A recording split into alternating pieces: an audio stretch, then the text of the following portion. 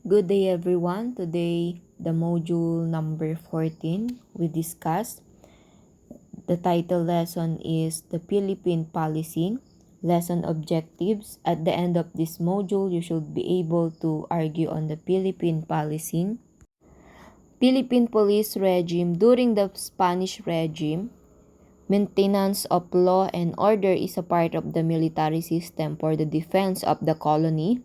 Locally organized police forces, although performing civil duties, are a direct adjunct of the colonial military establishment. Police function consistent mainly of the three. The first is the suppression brigandage by patrolling unsettled areas. The second is detection of local or petty uprising by spying upon the work and movements of the people. And the last is the enforcement of tax collection, included church revenues. Guardileros, a body of rural police organized in each town, established by royal decree of January 8, 1836.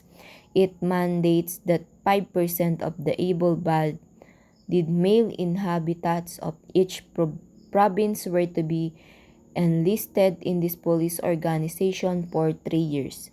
These services are originally not paid or gratuitous, subject to some privileges, although in some provinces they receive a proportionate pay ranging from 4 to 8 depending on the revenue collection.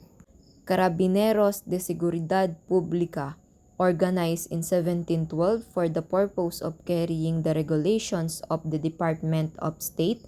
This was armed and considered as the mounted police who later discharged the duties of a port, harbor, and river police.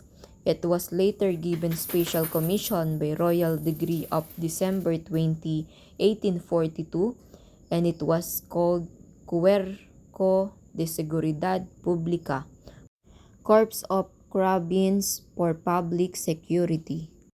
Guardia Civil, created by Royal Decree on February 12, 1852 to partially relieve the Spanish Peninsula troops of their work in policing towns, and it is consistent of a body of Filipino policemen organized originally in each of the provincial capital of the province of Luzon under the Alcalde Mayor. Henry Allen, the first chief of the Philippine Constabulary, and Rafael Crame, the first Filipino chief of the Philippine Constabulary. The line and stop, the organizational structure of the PNP, which is also adopted by many police organizations in the world. And the Philippine Commission Act number of 175 in July 18, 1901, an act providing for the organization and government of an insular constabulary. Section 1, Act 255 of October 3, 1901, renamed the Insular Constabulary to Philippine Constabulary, a national police institution for preserving peace, keeping order, and enforcing the law. The Act number 70 on January 9, 1901, the Metropolitan Police Force of Manila was organized. The EO 389 ordered that the PC be one of the four services of the AFP, dated on December 23, 1940, and the PD 765, the Integration Act of 1975, dated August 8, 1975, established the Integrated National Police, or the INP, composed of the PC as the nucleus and the Integrated Local Police Forces as components under the Ministry of the National Defense. The EO 1012 transferred to the city and municipal government to the operational supervision and direction over the INP units assigned within their locality.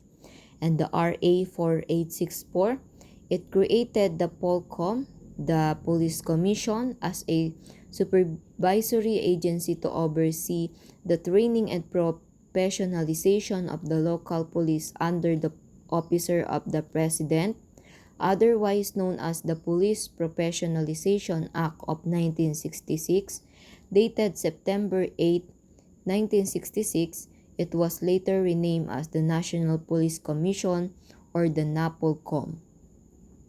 And the EO 1040 transferred the admin, control, and supervision of the INP from the Ministry of National Defense to the National Police Commission.